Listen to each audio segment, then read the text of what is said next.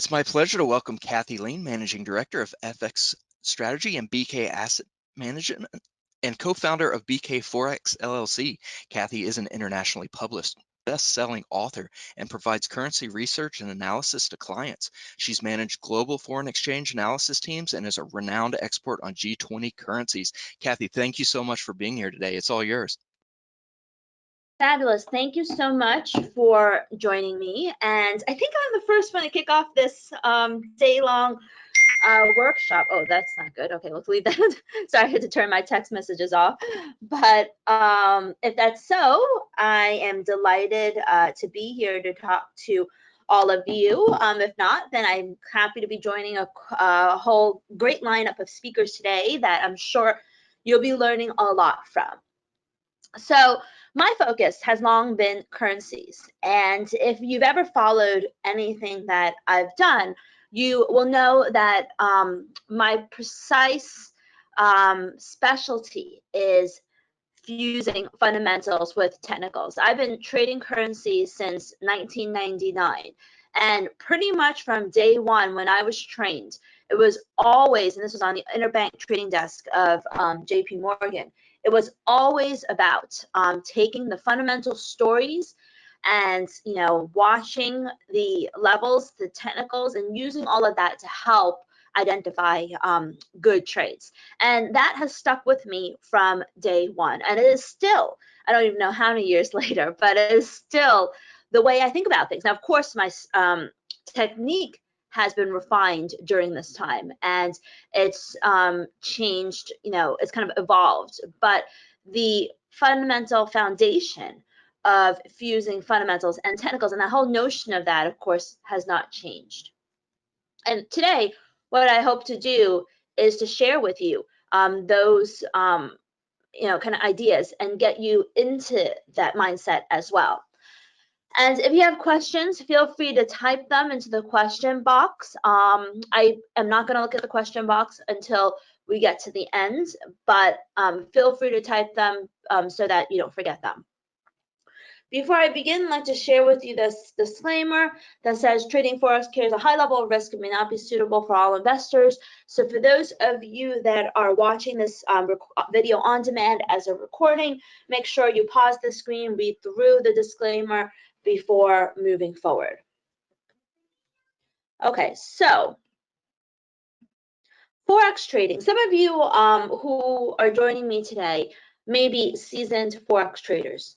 Some of you may be coming from the world of equity trading, or you may be, coming from a different environment where, you may be learning about trading Forex for the first time, and it may seem overwhelming to you, and you may not know where to start.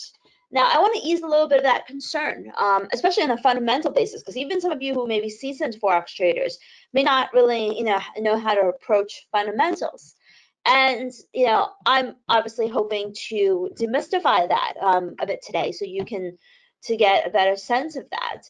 But when it comes to trading Forex, you're basically approaching the market the same way that you approach stock trading, which is that you either trade the story, and that could be the economic outlook of a country where interest rates are headed, or you trade the news, which is economic data, or you trade the charts. These are the three things that, if you're trading stocks, you're looking at the same thing. What's the big story? What's the big story in the market? What's the big story for this company? Or what's the news coming out today? Is there earnings being released? Is there non-farm payrolls being released? And what do the charts look like? Is it overbought, oversold? So you're approaching the world of stock trading using these tools, and these are the same tools and ideas and mindsets that you should be using to approach Forex trading. But looking at it from each of these individual silos, can be kind of like driving a car down a road with the blinders on, without knowing what the news is coming out of the day that could sabotage your trade, without knowing what kind of support and resistance levels that you may be buying or selling into, without knowing what the big story is. You're basically, trading at a disadvantage. And so I've always felt that it's really important to combine technicals and fundamentals, because fundamentals determine where the trade is going, where the currency is going on a long-term perspective. Technicals are best used to help identify entry and exit points, and that's, in my opinion, the best way to combine fundamentals and technicals, which is that you use the fundamentals to determine the direction of your trade, use technicals to help you identify entries and exits and your strategy.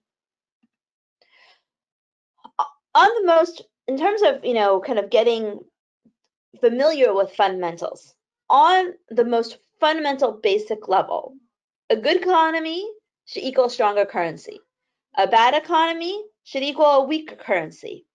Now, if it was only that simple, I know that, even if you've never traded currencies and you're trading equities, you know that a good company does not always see its stock rising, in perpetuity.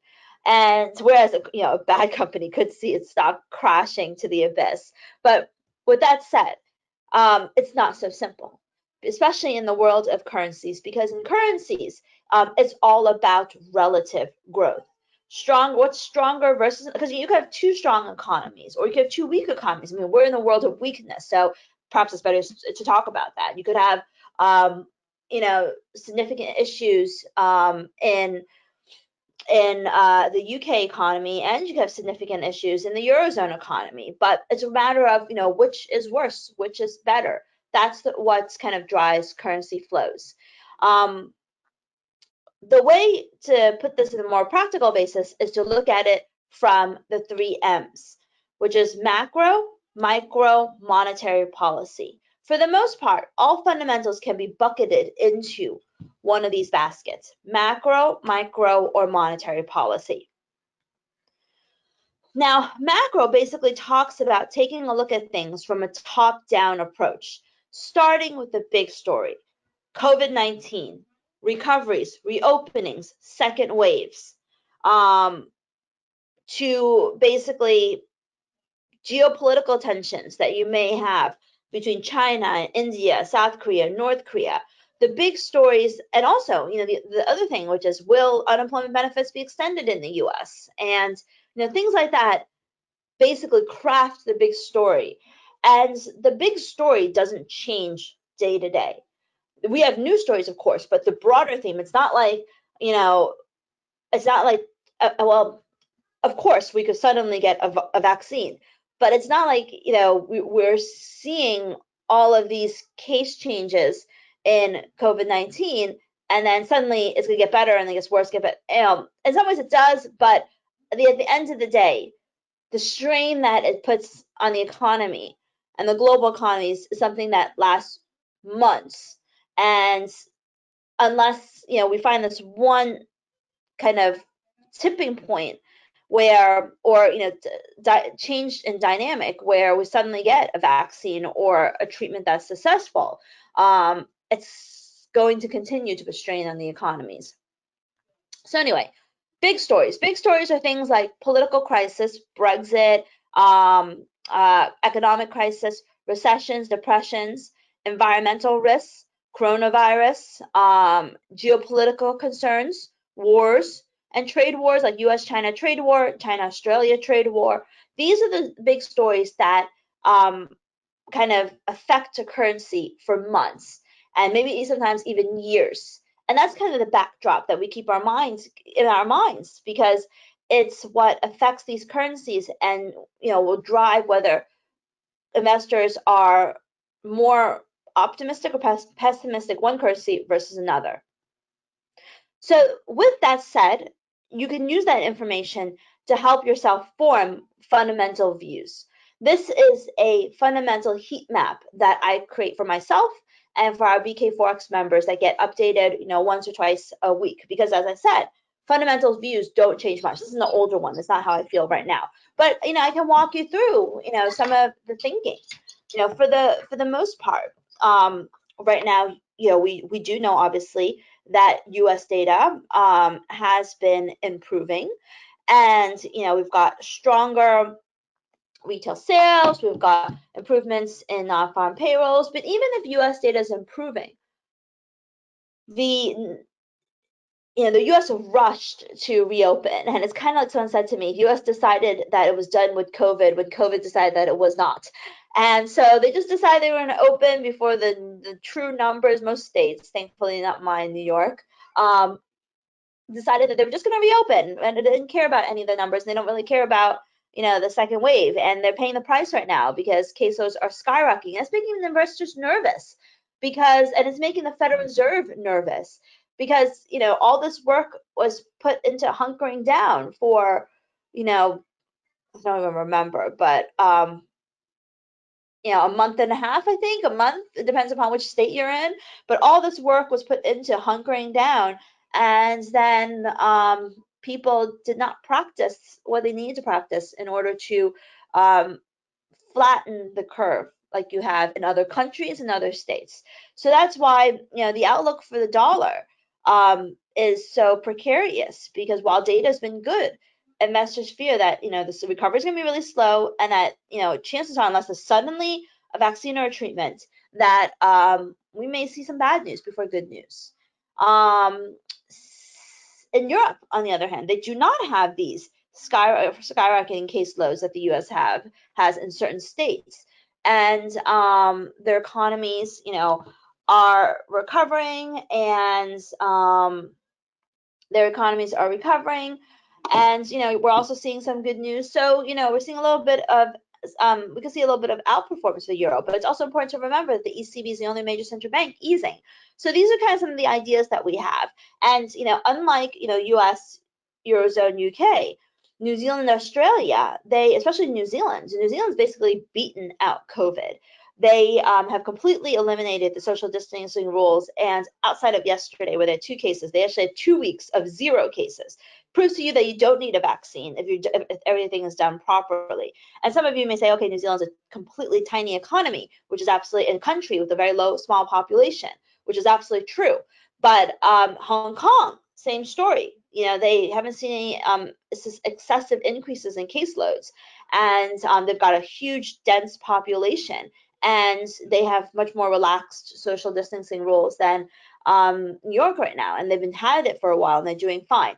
So that New Zealand dollar is outperforming and continue to outperform. So we form these clear fundamental views, and this is, as I said, not the current ones, the old snapshot that I took, but I post my fundamental views every week, and I update them, maybe once a week, once or twice a week, so that my members can use this as a reference board, so that when they see a technical setup, they think about, is Kathy's fundamental views or the broader fundamental views supportive of it? Is it Kiwi bullish? Is it Kiwi bearish? If Kathy's bullish Kiwis and I see a short Kiwi trade, maybe I should not take that. And each of these are expandable. If you click on them, they can provide a full detailed outlook on how I feel that way. But for you, the point I want to make is that it's important to form a clear fundamental view. And once you form these clear fundamental views, thankfully, for the most part, they don't really change that often. Another factor that drives currency flows is risk on, risk off. This is more of a day-to-day thing because risk, although it can be a multi-day thing, because risk appetite can change on a day-to-day basis. And risk appetite is determined by things like stocks, how stocks are doing. If stocks are crashing, the market's going to be risk averse, nervous. If stocks are soaring, investors are going to be willing to take on risk and optimistic, and that's good for currencies. If the volatility is high, that tends to make investors nervous, and so it weighs on risk appetite. Also, news flow will affect risk appetite, and bonds, as well as commodities. These are the things that I look at every single day when I trade currencies. Aside from the big stories, once I look at the big stories, then I look at what the risk appetite of the market is. The second M is monetary policy. In some ways, monetary policy goes hand in hand with macro because monetary policy kind of in many ways determines macro.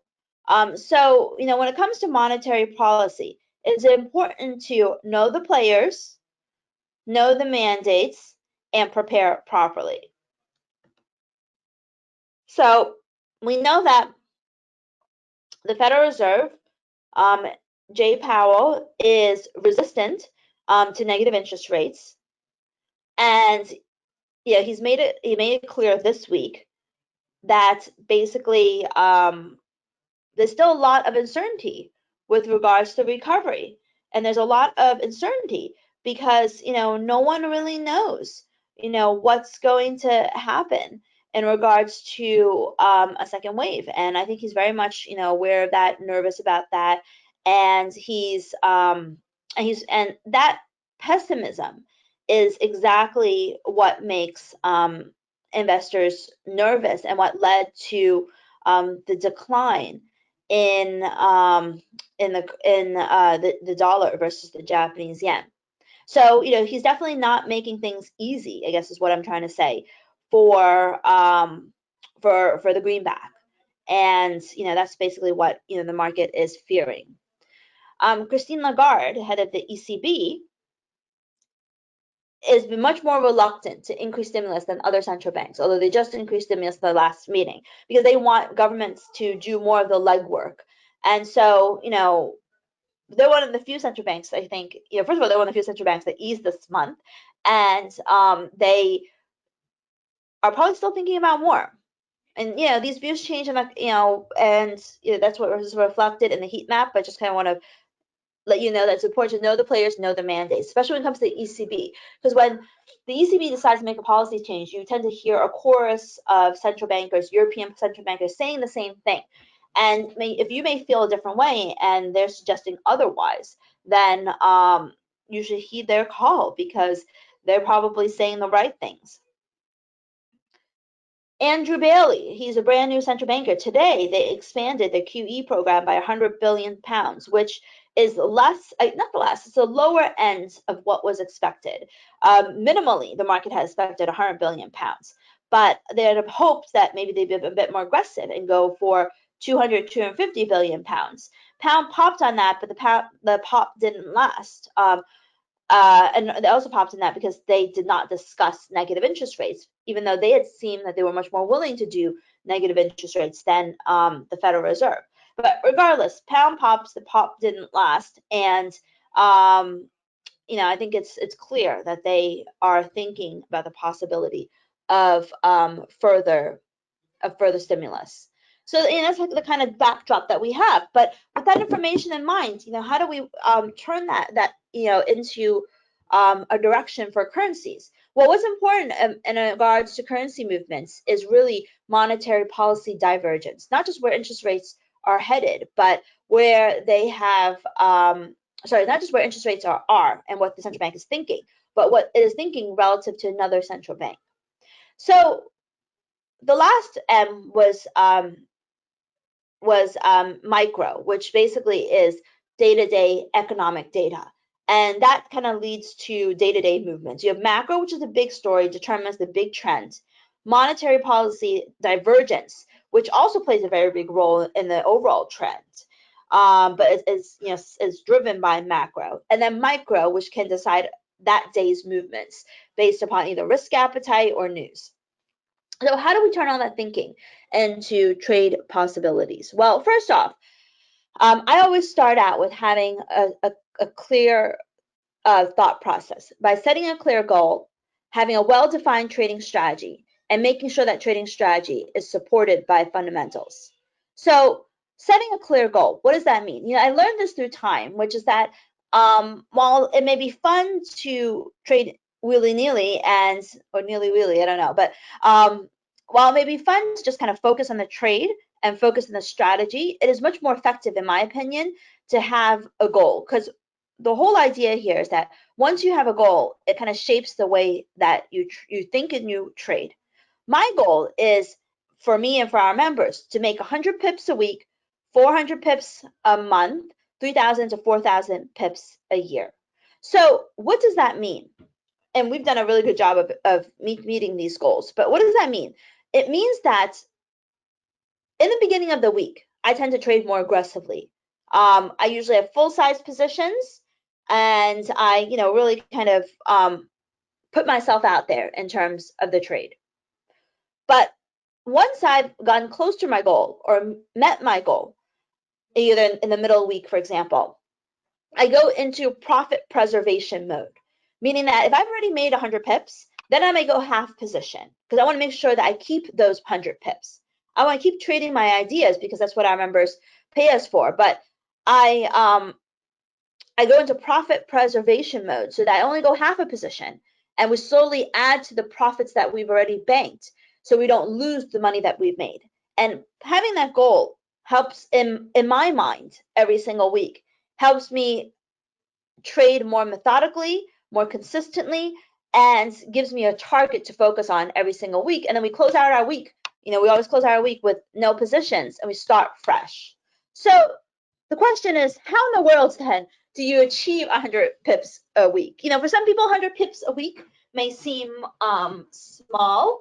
For some people, 100 pips a week may seem large, but 100 pips a week comes out to 300, 400 pips a month, or 3,000, 4,000 pips a year, which then, sounds much more meaningful. So how do I achieve 100 pips a week? Well, the first step is to have a well-defined trading strategy. And my strategy, as I said earlier, starts with forming a clear fundamental view. I form a clear fundamental view on what I think for the week. So this week, we really pressed our short sterling trades quite a bit. And, we made some nice profits on it because I was very bearish pounds. I felt like, the BOE was going to be one of the only central banks to still be easing, and they still probably felt like they need to continue to ease. And that was one of the views that we really pressed. And then I look at risk appetite, and we talked about all the things that drive risk appetite. And then once I formed my fundamental view, I looked at the risk appetite in the markets. I used my trading strategies. So I want to share with you some of the trading strategies that we have, and hopefully you find them valuable. So the whole idea of the trading strategies is, as I said earlier, once you get a trading setup, you want to filter it with fundamentals. You want to make sure you filter it and make sure that fundamentals are on your side, because if they're not, then don't take the trade. Because the whole idea here is that the trades that work are, because strategies themselves don't work alone. I mean, you hope that you have a strategy that is effective, more than 50%, and then gets its effectiveness enhanced by your application of fundamentals. And that's what we do. We have a trading strategy that is very active, very accurate in of itself, called the Zip Trader, and called Zip, and it is enhanced and helps us achieve our goals when we filter it with fundamentals, and that's where we filter out the bad trades. So the first strategy I want to share with you is called Crossbuster. Crossbuster trades daily charts. So with a long trade, what you want to do is you want to look for RSI to move 10 points from 25 to 35. So that's the representation of a big move day. So this is a daily chart. So what you want to do, you want to see RSI move 10 points within that day. So the RSI is in the bottom. I'm pointing out the 10-point move. And you want to make sure that RSI is less than 60, so it's not overbought, for example. So you see that's less than 60 in this chart. When it happens, you want to buy with an 80 pip stop and an 80 pip target. So swing trade. And I'm a swing trader, so that's what we look at. So we buy here, and you can see, and basically when you see an RSI move of more than 10 points, it represents an expansion of volatility. And so you see the volatility expanded, you see the breakout move, you buy, 80 pip stop, 80 pip target, and the profit target is hit usually, within 2 to 3 days, sometimes more, because 80 pips can or cannot be a pretty decent move depending upon the vol. Short trade, and this will be recorded, so MoneyShow will send it out. If you want my slides, you can email me at Kathy@bkforex.com if you want to get the slides faster with these trading rules. The second rule is you want to look for RSI to move 10 points. On a second short strategy involves looking for RSI to move 10 points from 25 to 35 on the downside. So, so basically from 35 to 25 a minute. So you just want to see 67 move to 56, and you see that happening in your chart. You want to make sure RSI is greater than 40, so it's not deeply oversold, we see that RSI is greater than 40, 67 to 56, and then we sell. Sell with an 80 pip stop and a 80 pip target. And you can see that we make our trade right here. And we sold at 110.72, stop at 111.52, and target 2 days later. So here's some more examples. You can see that the arrow on the upper chart is when we have that RSI big drop, and we sell that, and that becomes a nice move lower. And here's another example in pound dollar, also RSI seeing a big drop from 60 to 44, and then it continues to move lower. So with that, another strategy that I want to share with you is using Bollinger Bands to pick tops and bottoms. I had another strategy in the middle, but we're running out of time. So you can get the slides, you can read the strategies yourself. Using Bollinger Bands to pick tops and bottoms. I've been known to use Bollinger Bands for a very long time. And what I do is I have 2 sets of Bollinger Bands, the 20 period 2 standard deviation, which is default, which are the outside lines, and the 20 period 1 standard deviation, which is the inside lines. So these are how you use the Bollinger Bands to pick tops and bottoms.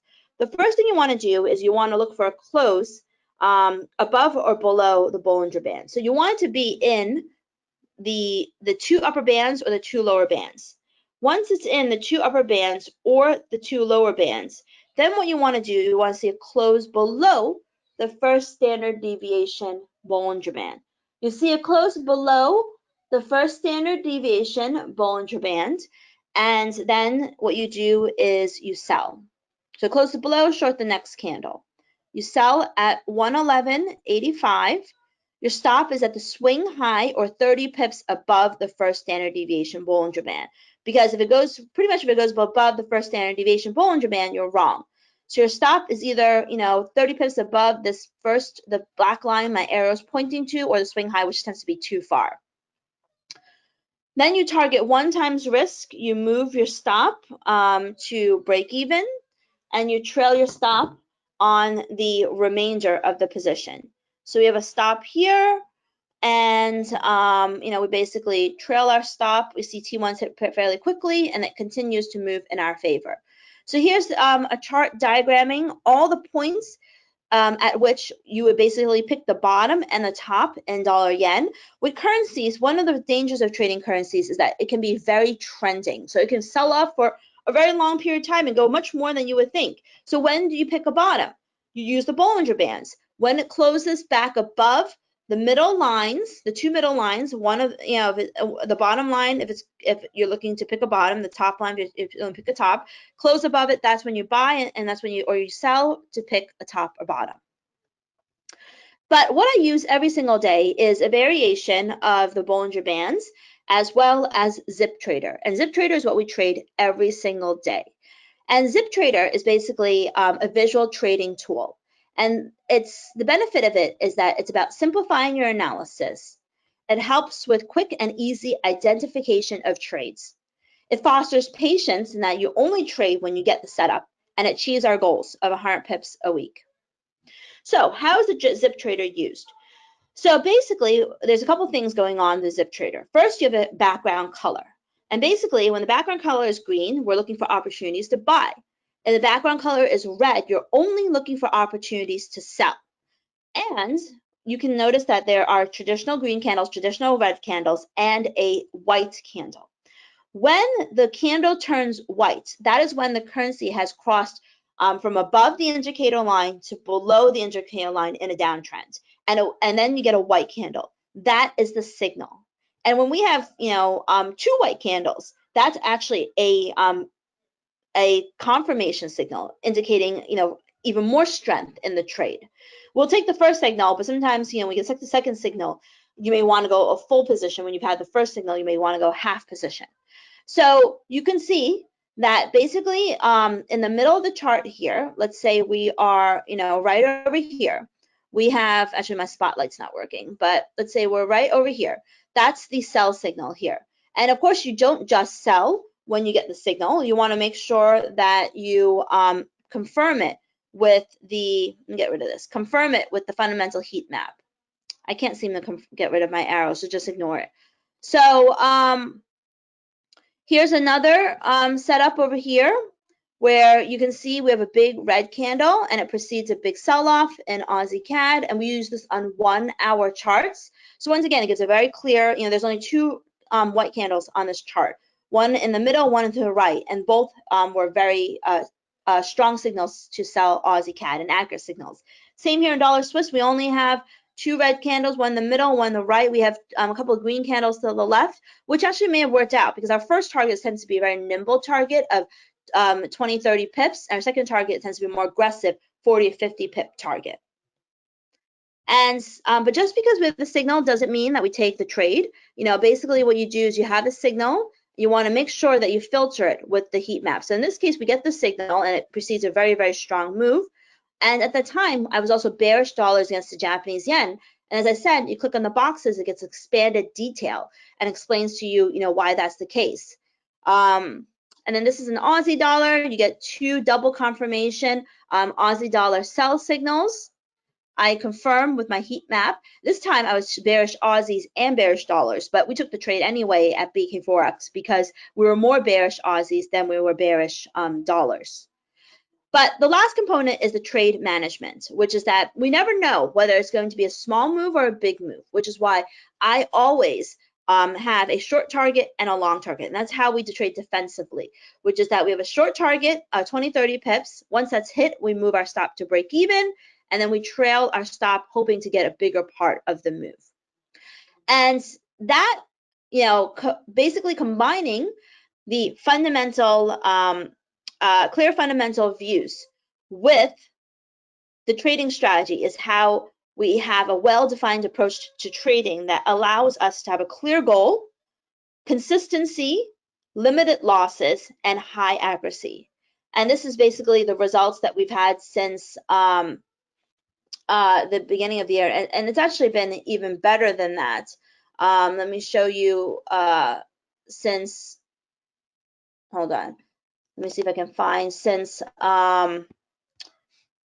from all the way till now, because this is an older chart. And let me just pull that up because I have a bazillion different things on my computer.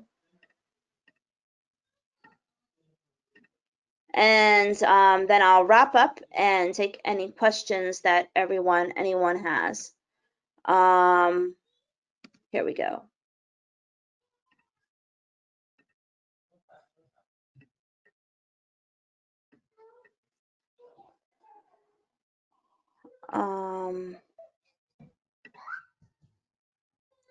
And this is basically the results that we've had pretty much since the beginning of the year. And as you can see, for the most part, we've been achieving our 100 pip goal, sometimes more, sometimes marginally less, like 91 pips. But more importantly, when we lose, our losses, aren't huge. We had one, larger loss, but it wasn't, it was recovered because we have faith in our strategy. And we basically have faith in our strategy and continue to trade it. By having an effective high accuracy strategy, you have more confidence in it, and that allows you to continue trading even when you're losing. So if you want to learn more about visual trading, I encourage you to go to bkforex.com, learn about what we do. If you want and how we use Zip and get Zip, which is an indicator we give to all our members for free as part of their membership, as well as access to my fundamental heat map. You can find all that information at bkforex.com. And then if you want the slides, you can email me at Kathy@bkforex.com. All right, so if anybody has any questions, let me know. Otherwise, my time has been taken. I thank MoneyShow for having me here to share with you my views. All right, Kathy, thank you so much. Yes, that puts us at about time. So everyone watching, feel free to reach out to Kathy for more questions and to definitely get those slides. Kathy, It thank you. seems like no one has any questions, so everything makes perfect sense, which is fine. And if you look through this recording, you have questions later, you can also email me at Kathy@bkforex.com. It's Kathy@bkforex.com, and I'll be more than happy to answer your questions. Be more than happy to give you the slides. All right, a big thank you again, Kathy. We appreciate you very much. We look forward to speaking with you in the future. Okay. Thank you so much then. And I hope you enjoyed, today's presentation.